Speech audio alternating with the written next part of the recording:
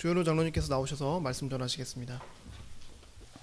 신명기 14장 3절부터 22절까지입니다. 너는 역겨운 것은 무엇이든지 먹지 마라. 너희가 먹을 수 있는 짐승은 이러하니 곧 소와 양과 염소와 사슴과 노루와 꽃사슴과 들염소와 들양과 사냥과 같이 굽이 두 쪽으로 갈라진 쪽발이면서 새김질을 하는 모든 짐승은 너희가 먹을 수 있으나 새김질을 하거나 굽이 갈라진 짐승이라도 이런 것들은 너희가 먹지 마라. 곧 낙타와 토끼와 오소리 같은 짐승은 새김질은 하지만 굽이 갈라지지 않았으므로 너에게 부정하며 돼지는 굽이 갈라졌지만 새김질을 하지 않으므로 너에게 부정한 것이니 너희는 이런 짐승의 고기를 먹지 말고 그것들의 시체도 만지지 마라. 물에 사는 것 가운데서 너희가 먹을 수 있는 것은 이러하니 지느러미와 비늘이 있는 것은 너희가 무엇이든지 먹을 수 있으나 지느러미와 비늘이 없는 것은 무엇이든지 너에게 부정한 것이니 너희는 먹지 마라. 정결한 새는 어느 것이든지 너희가 먹을 수 있으나 너희가 먹지 못할 것은 독수리와 대머리 수리와 물수리와 솔개와 매와 각종 매 종류와 각종 까마귀 종류와 타조와 올빼미와 갈매기와 각종 새매 종류와 부엉이와 따오기와 백조와 펠리컨과 흰머리 독수리와 가마우즈와 학과 각종 황새 종류와 오디새와 박쥐이다. 기면서 나는 것은 모두 너희에게 부정한 것이니 너희는 먹지 마라. 그러나 정결한 날짐승은 모두 너희가 먹을 수 있다. 너는 여호와 내 하나님의 거룩한 백성이니 이미 죽은 것은 무엇이든지 먹지 마라.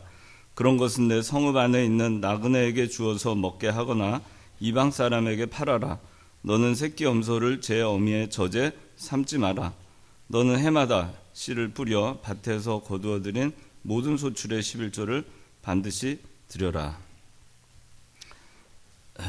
오늘은 구별된 성도라는 제목으로 말씀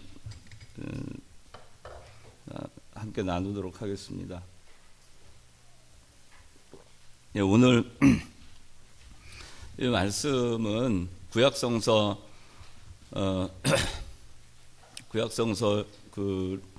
이 레위기하고 그 다음에 신명기에 이 정결한 짐승과 부정한 짐승에 대해서 이렇게 나옵니다. 그래서 먹을 수 있는 짐승과 먹지 못하는 짐승, 그렇게 해서 구별이 돼서 성경에 나와 있습니다. 그리고 이제 11조에 대해서 오늘 말씀하고 있습니다. 구별된 성도, 구별된 신앙, 그게 참 우리 성도들에게 있어서는 큰 숙제입니다. 그리고 우리가 끝까지 하나님 아버지 앞에 가는 그 순간까지 우리가 이것을 위해서 힘써야 되는데, 오늘 말씀, 구약성서에 있는 이 말씀을 통해서 어떻게 구별된 생활을 하고 구별된 성도로서 또 구별된 신앙을 우리가 지켜가야 하는가를 이 정한 짐승, 부정한 짐승 통해서 한번 살펴보도록 하겠습니다. 그 구약성서에 있는 이 법은 우리가 교리 시간에 배웠지만은 의식법, 그러니까 제사법을 포함한 거죠. 외부적으로 이렇게 지켜야 되는 의식법에 대한 제사법을 포함한 의식법이 있고, 그 다음에 시민법이 있습니다. 그리고 이제 도덕법이 있는데, 도덕법은 지금까지 유효하지만 그리스도께서 오셨기 때문에 구약의 그림자, 구약 시대에는 오실 그리스도에 대한 그림자, 그 다음에 그 그림자로서 구약 시대에 여러 가지 그 율법이 주어졌었는데, 거기에 이제 의식법은 그리스도께서 오심으로 말미암아 그 의식법은 폐기되었습니다. 뭐 여러분들 교리 시간에 했으니까 제가 더 자세하게는 안 하겠습니다.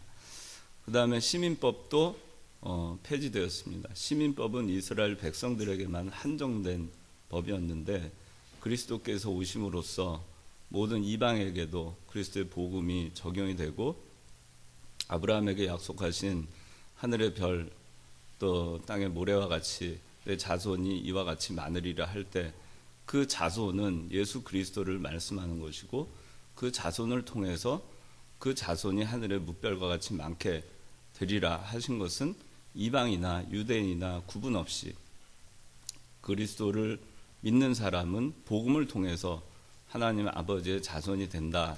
아브라함의 후손이 된다. 그렇게 약속하셨기 때문에 그리스도께서 오심으로써 그것은 성취되었고 그래서 시민법 역시 폐기되었습니다. 근데 도덕법은 십계명, 대표적으로 십계명인데 그것은 원체부터 도덕법이었고 그리스도께서 오시기 전이나 오신 후나 동일하게 적용되는 것입니다. 그래서 도덕법은 그리스도가 오심으로 인해서 그 도덕법이 어떤 그림자로서 도덕법을 얘기한 것이 아니기 때문에 여전히 도덕법은 유효한 것입니다.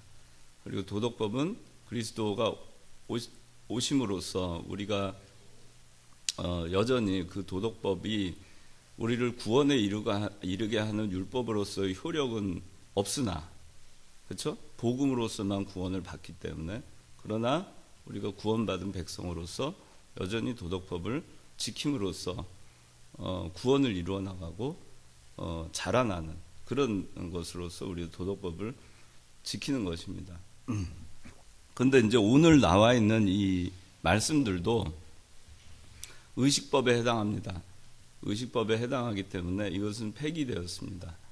그래서 음식에 대해서 이제 신약성서에 보면은 그 베드로가 사도행전에 보면은 그 베드로가 꿈속에서 환상을 봅니다. 환상을 보는데 거기에 오늘 여기 부정하다고 얘기한 이런 그 음식들이 그 광주리에 해서 이렇게 내려옵니다. 그러면서 예수님이 베드로한테 이거 먹어라. 그렇게 하니까 베드로가 그거를 먹지 않겠다고 합니다. 부정한 건 난 먹은 적이 없습니다. 예수님이 내가 깨끗하게 한 거 네가 속되다고 하지 마라. 그러면서 또 먹으라고 합니다. 베드로가 또 먹지 않습니다. 그래서 3번을 그렇게 하고 광주리에 올라간 일이 있어요. 그리고 나서 이제 베드로를 고넬료한테 인도를 합니다. 이탈리아 군대 장관 이방인이죠. 이방인 그 고넬료가 복음으로 하나님을 경외하고 그리스도를 영접해서 구원받은 그 고넬료에게 인도를 합니다. 그래서 이것은 뭐냐면은 구약 시대에 속되고 부정하다고 이렇게 율법적으로 되어 있던 것이 그리스도께서 오심으로써 그것이 더 이상 속된 것이 아니게 됐습니다. 그건 그림자였기 때문에 다 지나간 것입니다. 실체 대신 예수님이 오셨고 다 정하게 하셨기 때문에. 그래서 이제 하나님께서는 사도행전 10장 15절에 하나님께서 깨끗하게 하신 것을 내가 속되다고 하지 마라. 그렇게 얘기하십니다. 베드로한테. 그리고 이방인들에게도 복음을 전하게 됩니다. 이것이 이 부정한 짐승에 대해서 또 다른 그 해석은 정한 짐승은 유대인에 들어가는 것이고 또 부정한 짐승은 이방인에 속한 것입니다. 그래서 이방인은 다 부정하다고 했고 이방인은 그리스도의 약속에 참여할 수 없다라고 유대인들은 생각을 했지만 그러나 그리스도께서 오심으로써 이방인도 그리스도를 믿음으로 말미암아 구원받을 수 있게 됐기 때문에 더 이상 부정한 이방인이 아니라는 거죠. 부정한 짐승이 아니라는 거죠. 그들도 역시 구원받을 수 있습니다. 구약 시대에는 눈먼 자, 병든 자, 절름발이, 문둥병자 이런 사람들 다 어떻게 됐죠? 저주받은 사람들이었어요. 문둥병자들도 다 저주받은 백성으로 그렇게 구별이 되어 있었지만 그리스도께서 오셨을 때 그리스도는 그들을 초청했죠. 그들을 초청하셨고 그들을 낫게 하셨고 또 병든 자를 위해서 오셨고 또 죄인을 위해서 오셨고 그리스도는 죄인을 의인되게 하시고 또 병든 자를 치유하기 위한 의인으로서 의사로서 그렇게 오신 분이시라고 분명하게 말씀하셨어요. 그래서 이러한 것들은 더 이상 부정하다고 얘기할 수 없습니다. 우리가 세상적으로 볼 때 아무리 부정하고 부족하고 못났고 그렇다 하더라도 그리스도의 복음으로는 다 같은 형제고 어느 누구도 그리스도의 복음으로 인해서 정함을 받지 못할 자가 없어요. 다 똑같은 겁니다.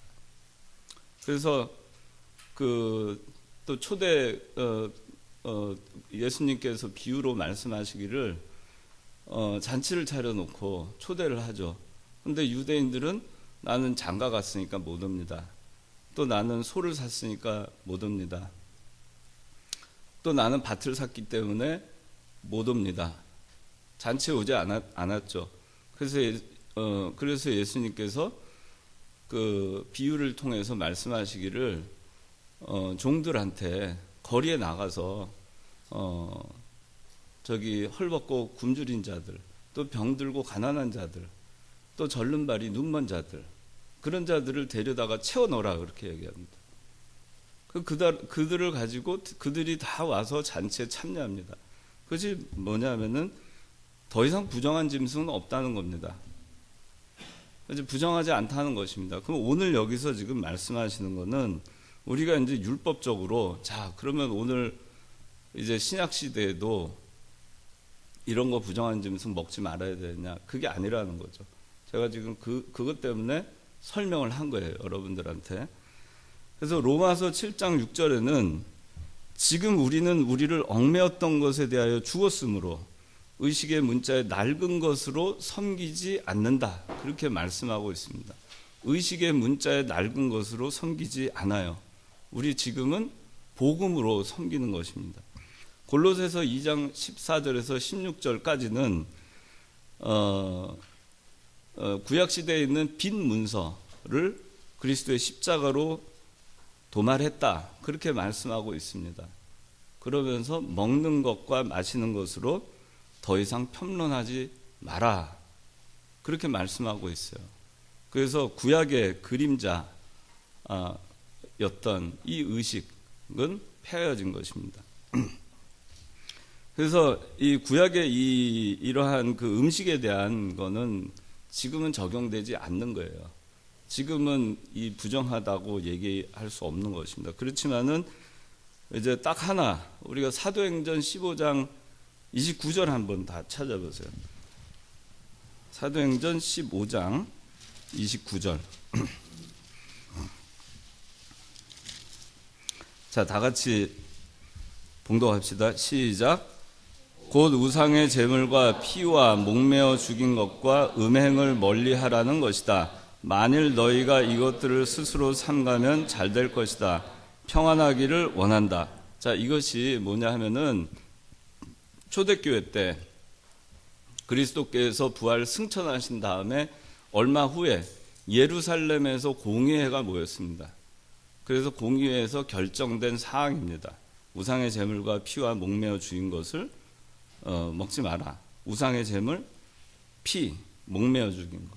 그래서 우리가 이 신약 시대에도 여전히 이것은 신약 시대에 정해진 초대교회의 공의회에서 정해진 것이기 때문에 이것을 그래서 우리가 지키기 때문에 그 피째 먹지 마, 피가 있는 선지 같은 거 그런 거에 대해서 우리가 얘기를 하는 겁니다. 그리고 이제 옛날에는 개를 그 목을 매달아서 그렇게 잔인하게 해서 그 도살을 해서 그렇게 했어요. 그래서 개고기를 그래서 먹지 말라고 한 것이고, 우상의 제물은 당연히 아는 거죠. 그 세 가지, 우상의 제물, 그 다음에 피째 먹는 거, 그 다음에 목 메어 죽인 거. 그건 여전히 오늘날도 유효합니다. 근데 요새 이제 돼지고기 먹죠? 그죠? 토끼고기 먹죠? 여기는 지금 그거 다 먹지 말라고 돼 있어요.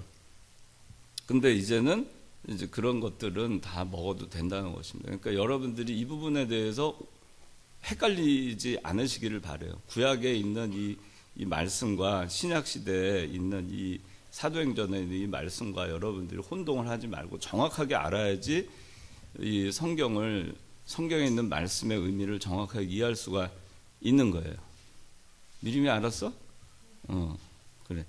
그래서 그래서 오늘은 이제 그러면은 여기 이 구약 시대에 있는 이 표면적인 이거는 이제 지키지 않아도 되지만 다 정하여졌기 때문에 깨끗해졌기 때문에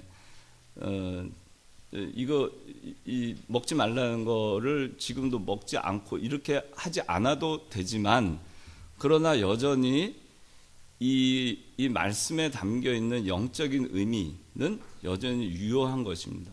여기서 하나님께서 우리에게 깨닫게 하시는 그 가르침을 우리가 잘 이해하고 그 말씀을 우리가 그대로 또 순종해 나가는 것이 중요합니다. 자, 이제 3절부터 8절까지 누가 읽어주세요. 예, 여기 자 봅시다. 먹을 수 있는 것 소, 양, 염소, 사슴, 노루, 꽃사슴, 들염소, 들양, 산양과 같이 굽이 두 쪽으로 갈라진 쪽발을 가진 동물, 그리고 새김질을 하는 동물을 먹을 수 있어요. 그러니까 두 가지가 다 충족돼야 됩니다. 굽도 갈라져야 되고 새김질도 하는 것. 둘 중에 하나면 안 돼요. 그래서 그 다음에 7절부터 그런 설명이 있는 겁니다. 새김질을 하거나 굽이 갈라진 짐승이라도 이런 것들은 너희가 먹지 마라 했는데 낙타, 토끼, 오소리 같은 짐승은 새김질은 하지만 굽이 갈라지지 않았다. 그러니까 먹지 마라. 돼지는 굽은 갈라졌어요. 근데 새김질은 하지 않으니까 먹지 마라. 그렇게 얘기한 겁니다. 그러니까 이 말씀의 영적인 의미가 뭐냐? 자, 영적인 의미가 뭐냐면은 새김질도 해야 되고 굽도 갈라져야 된다 하는 거예요. 그러니까 이게 여러분들 돼지 족발 알죠? 그럼 이 족발이 이렇게 두 개로 딱 갈라져 있죠? 어떻게 생겼는지 알죠? 그렇게 갈라져 있어야 된다 이거야. 굽이. 그런데 그런 가운데서도 또 새김질도 해야 돼. 두 가지를 충족하는 동물만 먹어라. 그 얘기는 우리 성도에게 그런 성도가 되란 얘기예요. 그런 성도의 생활을 해라. 그런 신앙생활을 해라. 그 얘기를 하는 것입니다. 그런 신앙생활을 해라. 그건 뭐냐면은 새김질도 해야 되고 굽도 갈라진 신앙생활을 하라 그럽니다. 새김질도 하고 굽도 갈라. 굽이 갈라졌다는 것은 구별된 것을 얘기하는 거예요. 이쪽하고 저쪽하고 갈라져 있는 거죠. 그거는 이쪽과 이쪽으로 명확하게 구별이 되어 있는 것입니다. 애매모호하게 구별되어 있는 게 아니에요. 뚜렷하게 구별되어 있는 것. 구별된 생활, 구별된 짐승. 우리에게 여기서 가르쳐 주는 것은 새김질을 하고 구별된 생활을 하라는 것입니다. 그런 신앙생활을 하라는 얘기예요. 근데 두 가지가 동시에 있어야 돼요. 구별된 생활이라고 하는 것은 거룩한 생활을 의미합니다.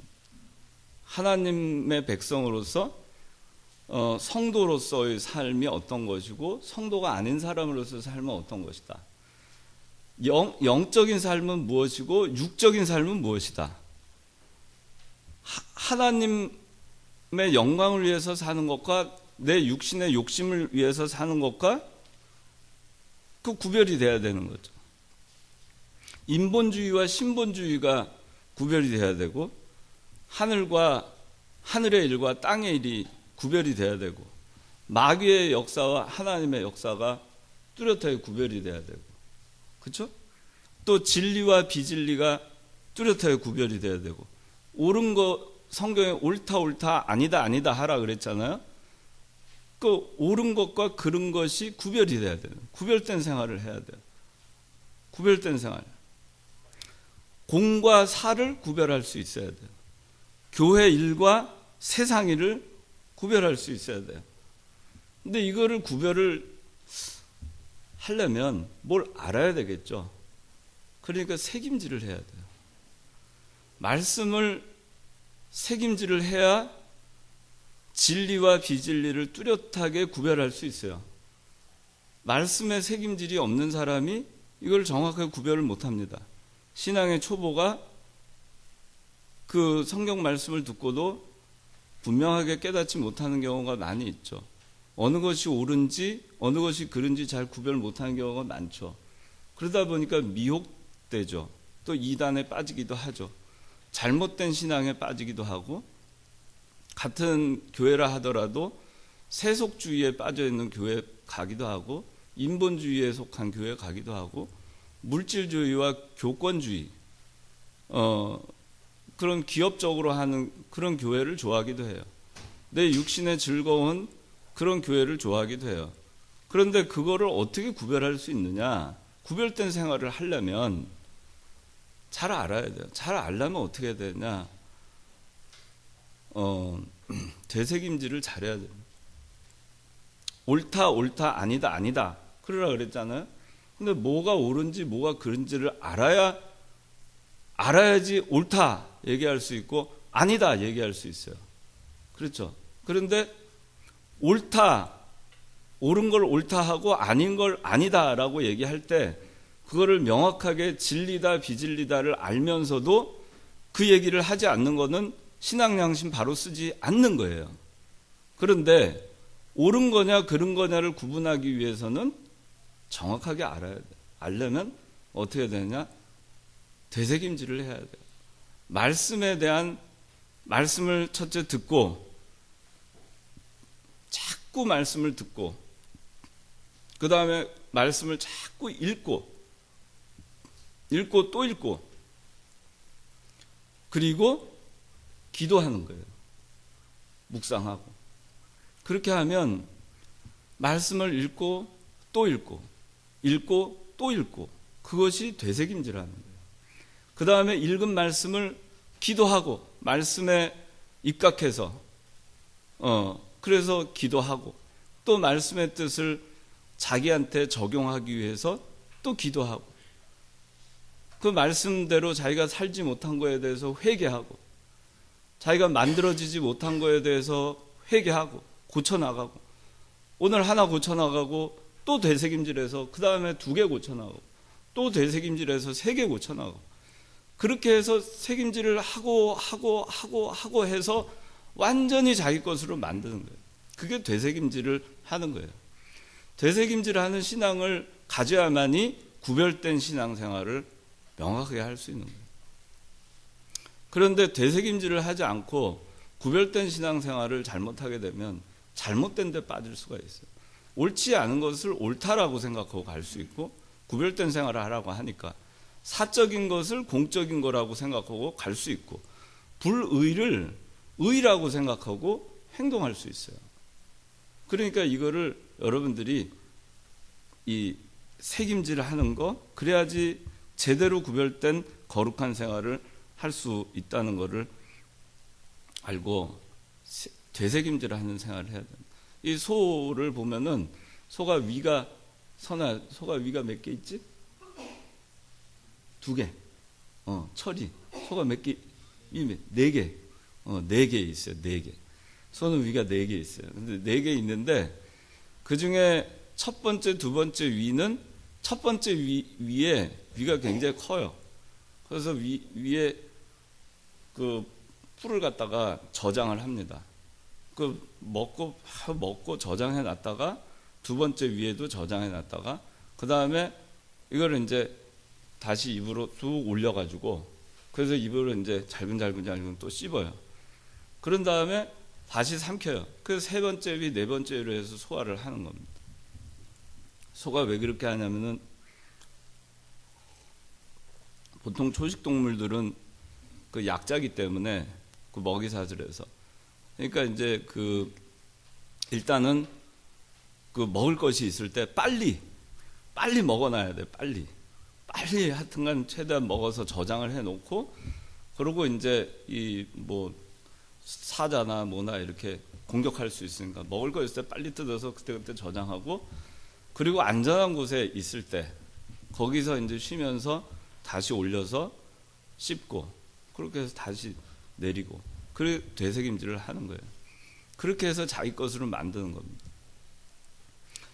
그래서 우리가 이 되새김질하는 그 신앙생활 그거를 잘 해야 됩니다. 예수 믿는 사람 주일날 교회 와서 말씀 듣는데 힘써야 되고, 말씀 들을 때도 집중해서 듣고, 그 다음에 그거를 가져가서 요 예배당 딱 나갈 때 잊어버리지 말고 나가서 혹시 잊어버렸다 하더라도 집에 가서 또 묵상해보고 또 일주일 동안 그 말씀 가지고 또 기도하고 만들어지기 힘쓰고 그렇게 하는 거예요.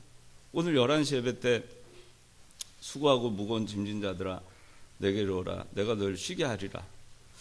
내가 예수님께 내 무거운 짐을 다 내려놨나 정말? 내가 물욕과 정욕과 사욕을 다 내려놨는가? 내 육신의 부패성을 다 내려놨는가? 내 세상의 욕심을 다 내려놨는가? 내 힘으로 하려고 했던 게 있는가? 많잖아요. 그걸 묵상하면서 되새김질하면서 하나하나 또 올리고 그걸 또 씹어서 다 없애버리고 그렇게 해서 되새김질하는 신앙생활을 해야 그게 만들어지는 거예요.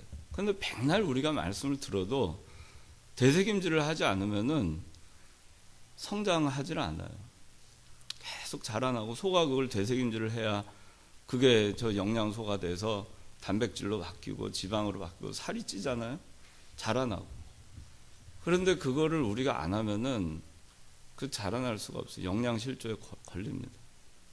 그래서 자 그렇게 했는가 오늘 들은 말씀 가지고 내가 그렇게 살았는가 정말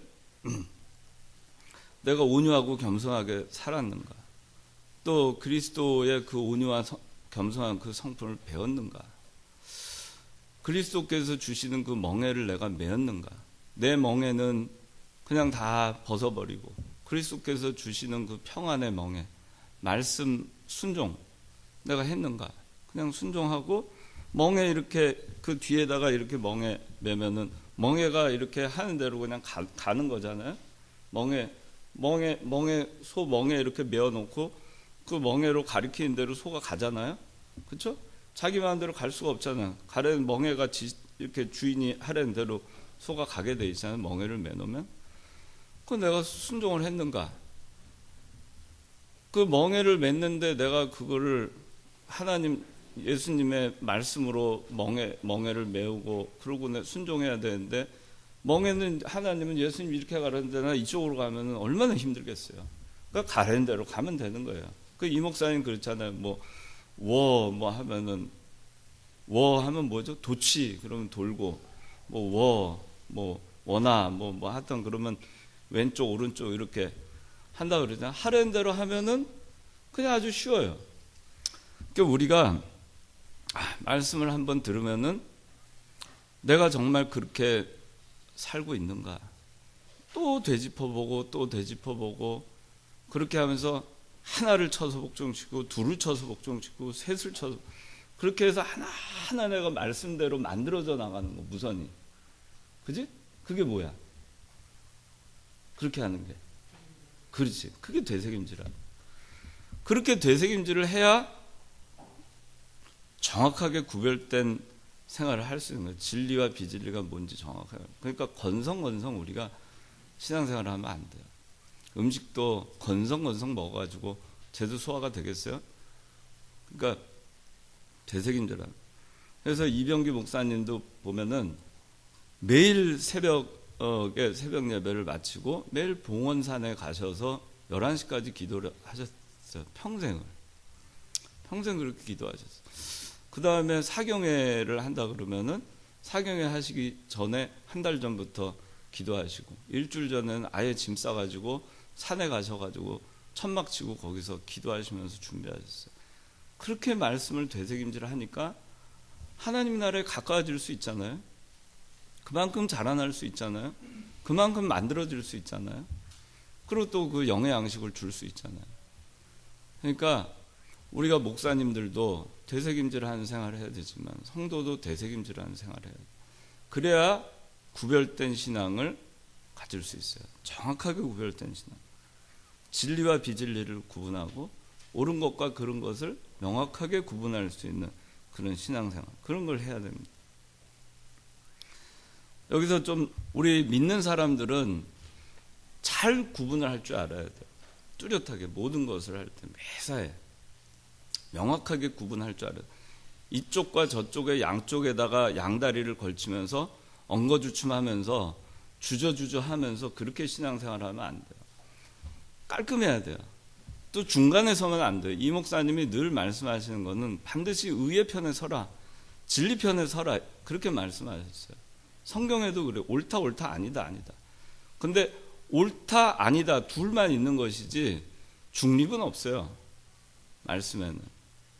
근데 옳다, 옳으면 옳다라고 얘기하고 아니면 아니다라고 얘기를 해야 되는데 옳은 것도 아니고 그런 것도 아니고, 그래서 그렇게 얘기하면 뭐뭐 같다, 옳은 것 같다, 틀린 것 같다. 그게 뭐예요? 옳을 수도 있고 틀릴 수도 있고, 그런 전제를 깔고 얘기하는 거예요. 요새 말하는 습관이 그렇잖아요. 맞는 것 같아. 음식도 맛있는 것 같아. 맛있으면 맛있지, 뭐 맛없으면 맛없고, 맛있는 것 같아. 기분이 좋은 것 같아. 그렇게 얘기하죠. 그러니까 기분이 좋으면 좋은 거고 아니면 아닌 거예요. 그렇게 명확해야 돼요, 예수 믿는 사람은. 그리고 공과 사도 명확해야 됩니다. 여러분들 세상에 나가서 살 때, 직장생활 할 때 공과 사를 명확하게 구분해야 돼요. 공적인 일을 하면서 자기 개인적인 것이 개입되면 안 되고, 자기 개인적인 거 유익을 위해서 공적인 것을 결부시켜서도 안 돼요. 그 공과 사를 뚜렷하게 구분하는 그리스도인이 돼야 돼요. 세상에 나가서 일을 할 때도. 그 회사의 어떤 재물이나 회사의 어떤 자기의 어떤 그 위치나 어떤 이런 걸 이용해서 자기 사적인 이익과 영향력을 행사하려고 해서도 안 돼요. 그런 것들이 다 잘못된 겁니다.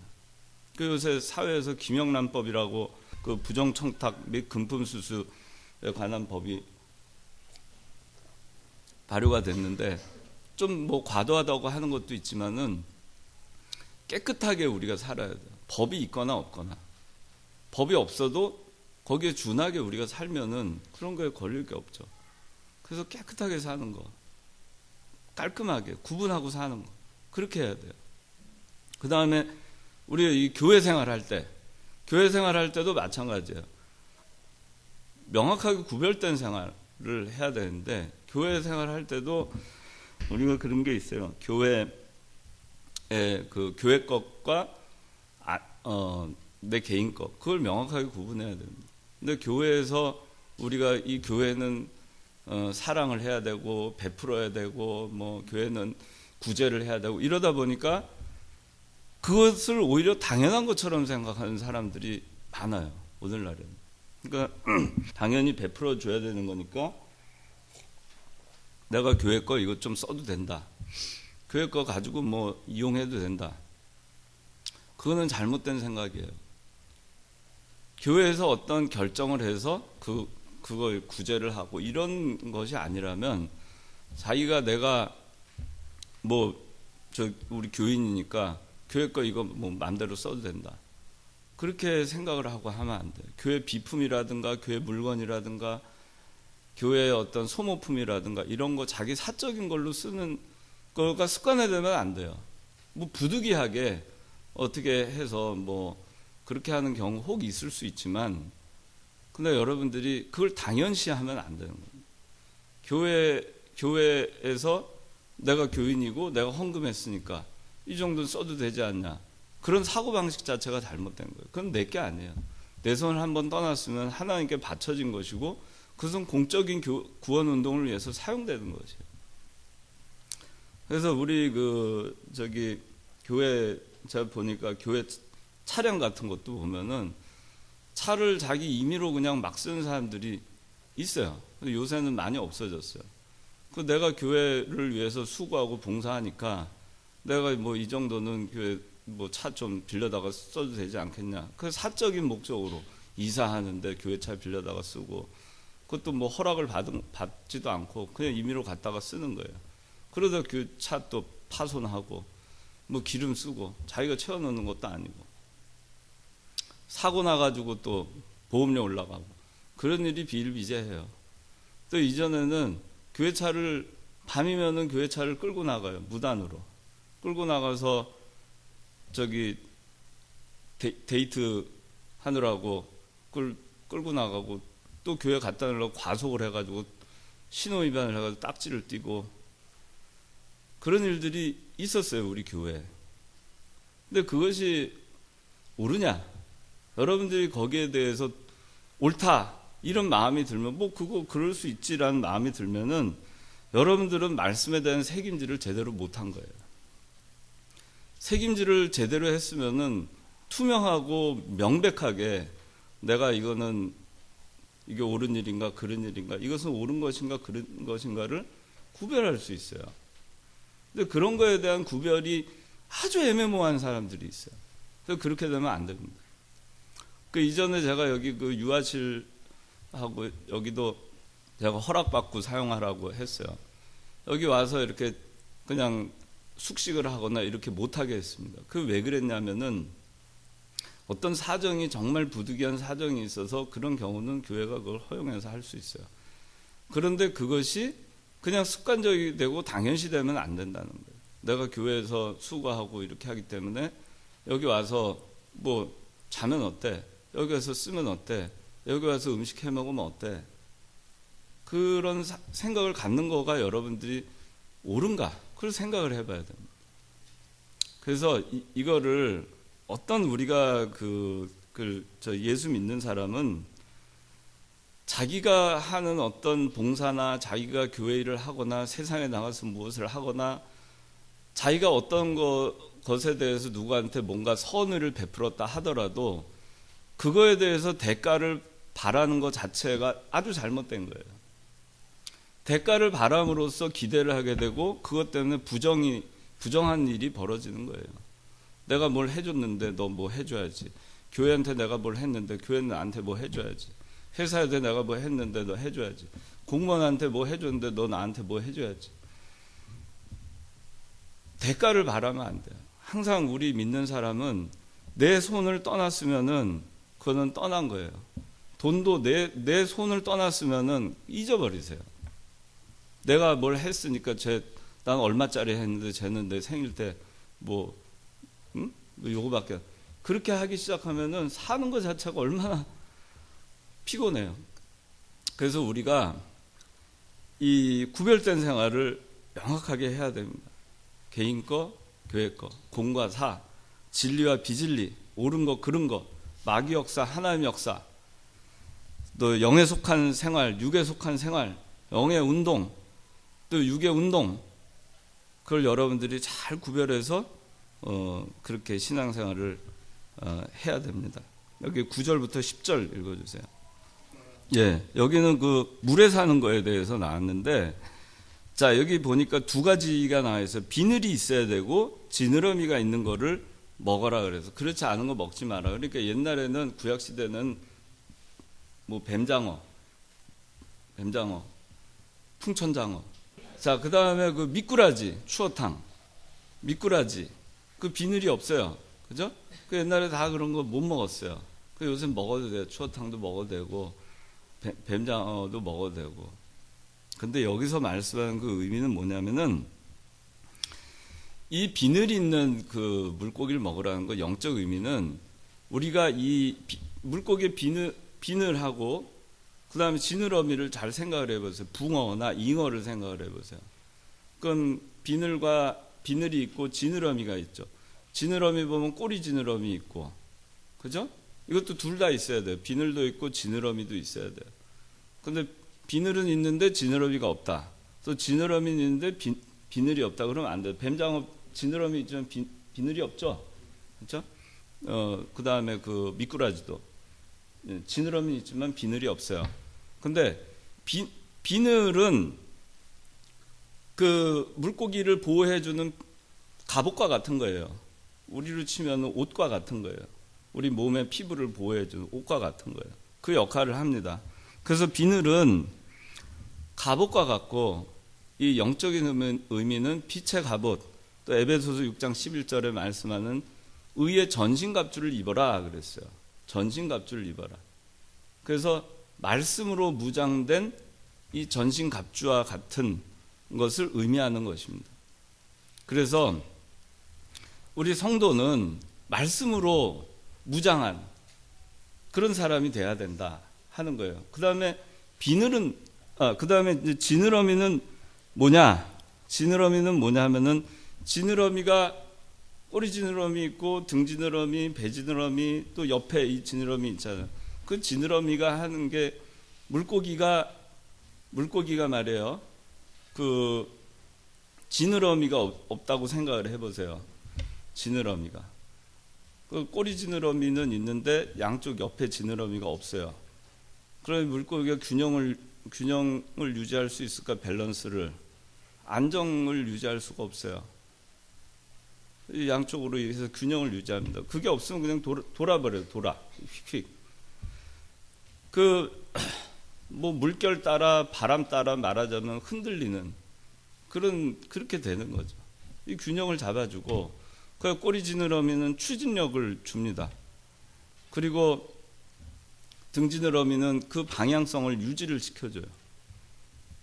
어떤 방향, 그 꼬리 지느러미가 키 역할도 하고 추진력도 하지만 그 어떤 방향을 이 등 지느러미는 방향으로 쭉 갈 수 있도록 그 방향을 잡아주는 역할을 합니다. 그래서 그 다음에 물고기 보면은, 물고기 뒤로 가요? 물고기 뒤로 헤엄치는 거 본 사람이 있어요? 물고기는 앞으로만 가요. 오로지 전진만 있어요. 그죠? 그러니까 이걸 여러분들이 생각을 해야 돼요. 아, 그렇구나. 말씀으로 우리가 전신갑주를 입고, 그 다음에 지느러미를 가진 신앙생활은 우리가 가야 되는 그 방향은 그리스도를 향해서 가는 거예요. 영원한 시온성을 향해서 가는 겁니다. 예루살렘 성을 향해서 가는 거예요. 그 방향을 향해서 우리가 전진하는 거예요.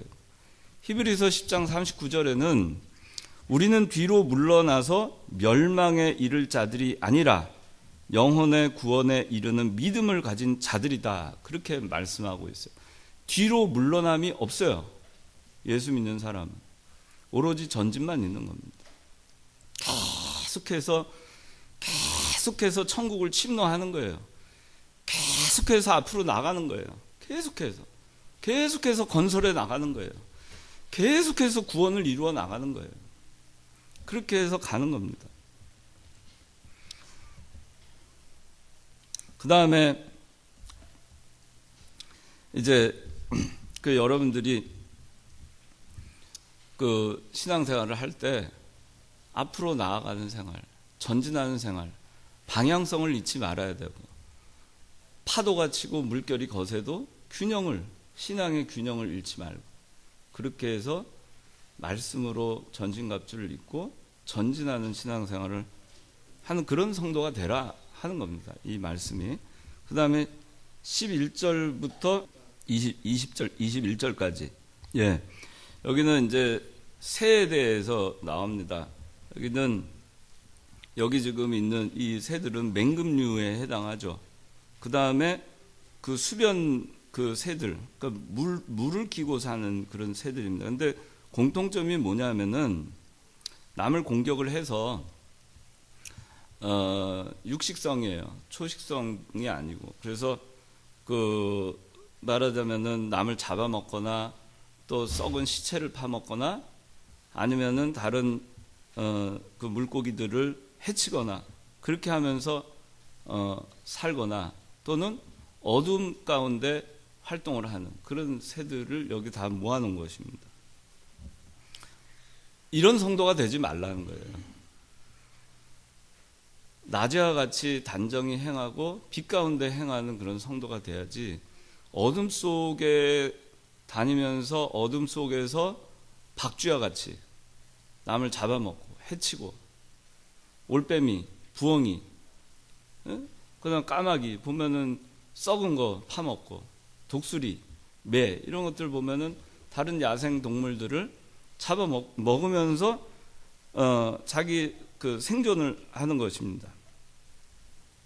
근데 우리가 이런 성도가 되면 안 돼요. 교회 내에서도 그렇고 세상에서도 그렇고 남한테 피해를 끼치고 남을 해하고 사기하고 또 남의 거 빼앗고 착취하고 어둠 속에 다니는 사람처럼 뒤에서 남 비방하고 또 해롭게 하고 그렇게 하는 신앙생활을 우리는 해서 안 된다 그랬는데 우리 여러분들 아마 이 신앙생활을 하면서 교회 내에서 여러분들 이청년부 내에서도 그렇고 신앙생활 하다 보면 교회 밖에서도 그런 사람들 많이 만납니다. 이런 그 새들 같은 그런 사람들 많이 만나요.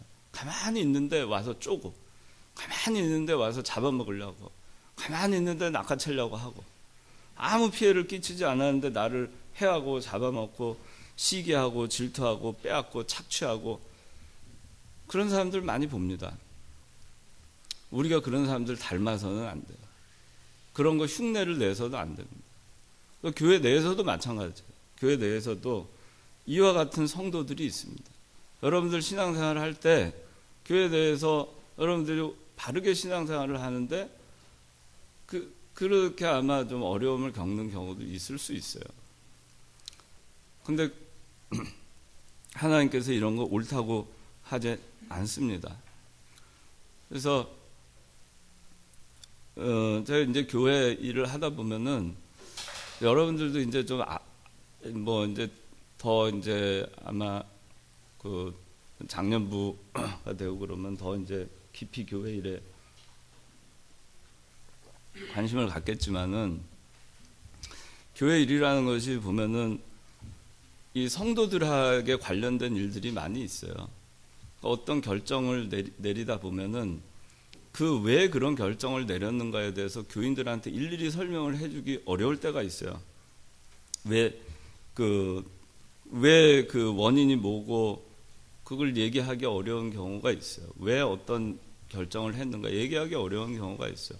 왜 그러냐 하면은 그거를 다 세상처럼 다 밝히다 보면은 그 사람이 또 상처를 받고 또 거기에 해당되는 주변 사람들이 상처를 받고 또 그걸로 인해서 오히려 마귀 역사가 있을 수 있고 또 교회 잡음이 생길 수 있기 때문에 그래서 어떤 거를 결정을 합니다. 그런데 그냥 겉으로 드러난 것만 보고 내용을 잘 모르는 상태에서 무턱대고 왜 그렇게 했느냐 또 그렇게 한 거 교회에서 한 거 잘못된 것 같다 그렇게 하게 되면은 그렇게 하고 이제 비방하고 수군거리고 그렇게 하게 되면은 하나님의 의의가 드러나지 않아요. 하나님께서는 이거를 기뻐하지 않아요.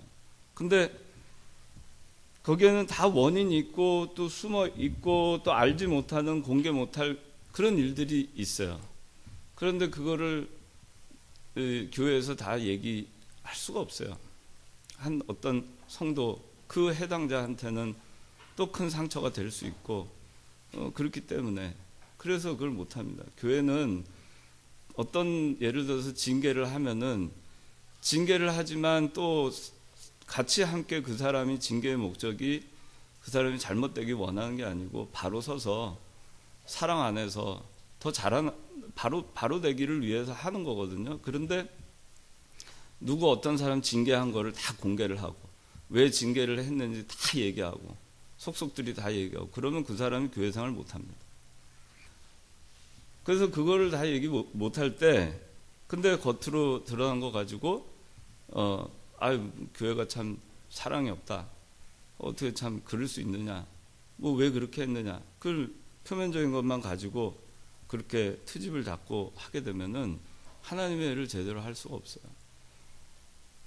여기 있는 이 새들은 이 종류의 그 부정한 새들은 그와 같은 새들이에요. 어둠 속에서 다니면서 그렇게 하는 그 피해를 주고 해롭게 하고 잡아먹고 빼앗고 그렇게 하는 그런 성도가 우리가 되면 안 돼. 어떻게 하든지 우리가 하나님 아버지 앞에 구원 운동을 위해서 어떻게 하는 것이 내가 바른 길인가 위해서 기도해주고 그렇게 힘쓰는 그런 성도가 돼야 됩니다. 여기 21절 그 끝에 너는 새끼 염소를 제 어미의 젖에 삼지 마라 그랬는데 이거는 너무 잔인하게 하지 말라는 겁니다. 뭐 우리나라 말에 꿩 먹고 알 먹고란 말이 있잖아요.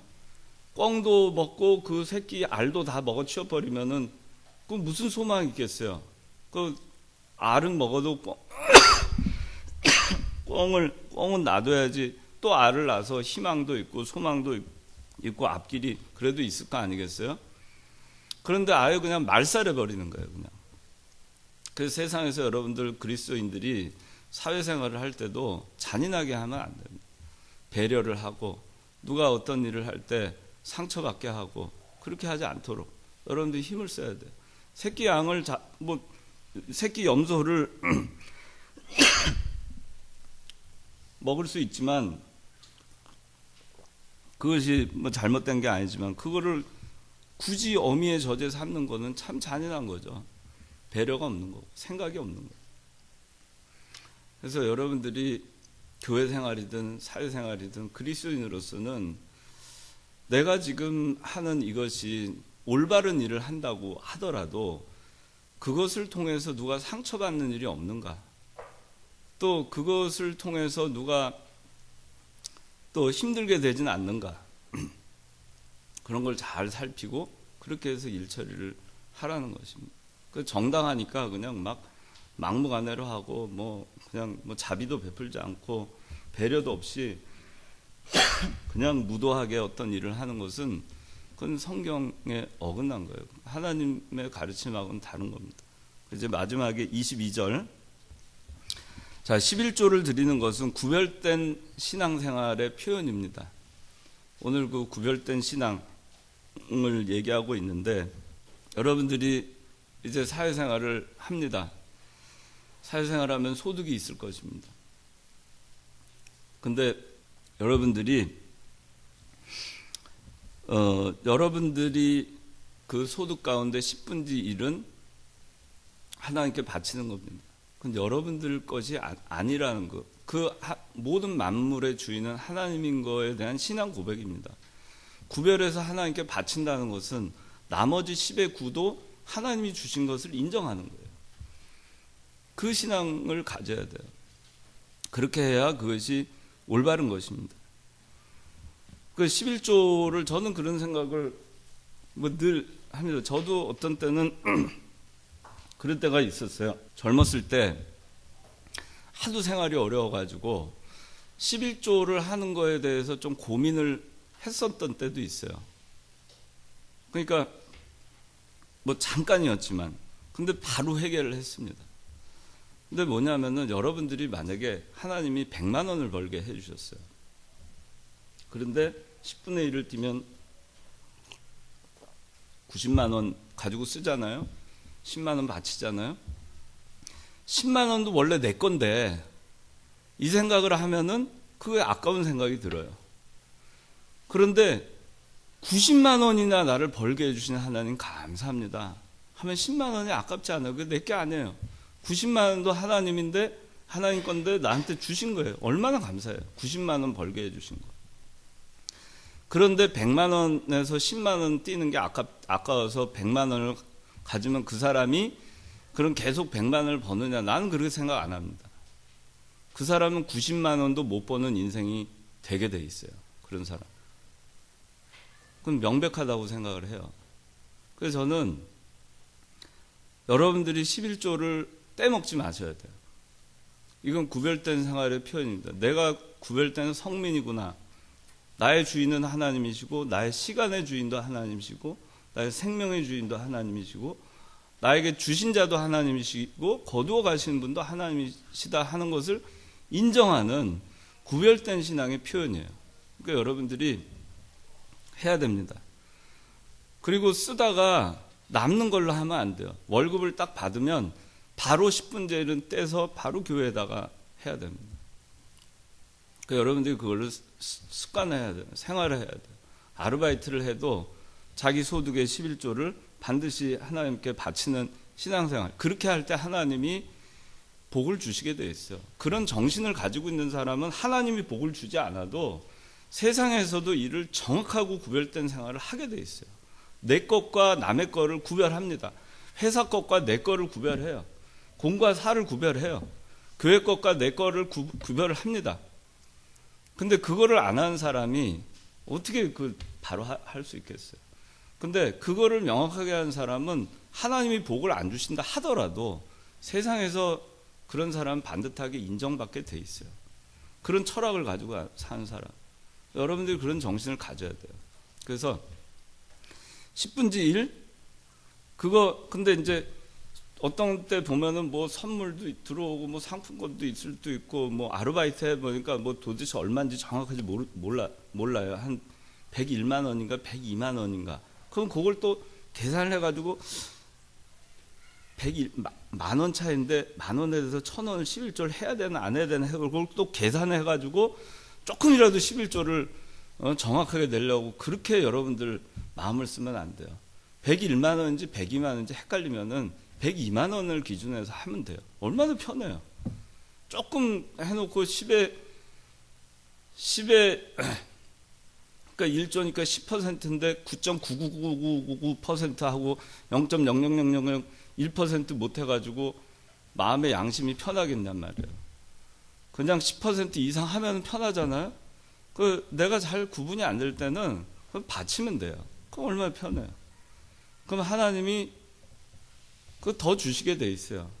회사에서도 그래요. 사회 나가서도. 그걸 공과 사를 정확하게 구분하는 사람은 눈에 드러납니다. 인정받게 돼 있어요. 그래서 여러분들 그 다음에 이제 11조 할 때 그로스 인컴으로 하냐 넷 인컴으로 하느냐. 근데 이거는 넷 인컴으로 하면 돼요. 근데 여러분들이 그래서 월급을 받으면 세금 떼잖아요. 그 다음에 뭐 의료보험, 뭐 그 다음에 고용보험, 뭐 산재, 그 다음에 국민연금 뭐 이렇게 해가지고 뛴단 말입니다. 근데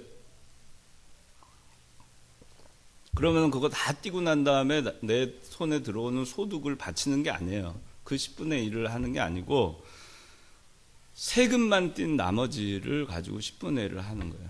의료보험은 나를 위해서 쓴 거예요. 고용보험도 나를 위해서 쓴 거예요. 산재보험도 나를 위해서 쓴 거고 국민연금도 나중에 내 노후를 위해서 적립하는 거예요. 그러니까 그것까지 다 띈 다음에 남은 거 가지고 10분의 1을 하는 것은 잘못된 거예요. 그러니까 여러분들이 그런 부분에서도 양심을 바로 써야 돼요. 그러니까 하나님한테 바치는 거를 갖다가 아깝게 생각하면 하나님이 여러분들한테 주는 거 아깝게 생각하면 어떡하시겠어요?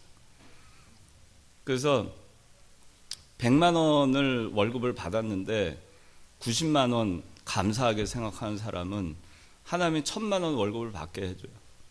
1,000만 원 월급 받으면 100만 원 띄고 900만 원 주신 거 얼마나 감사해요. 10배를 주신 거 아니에요?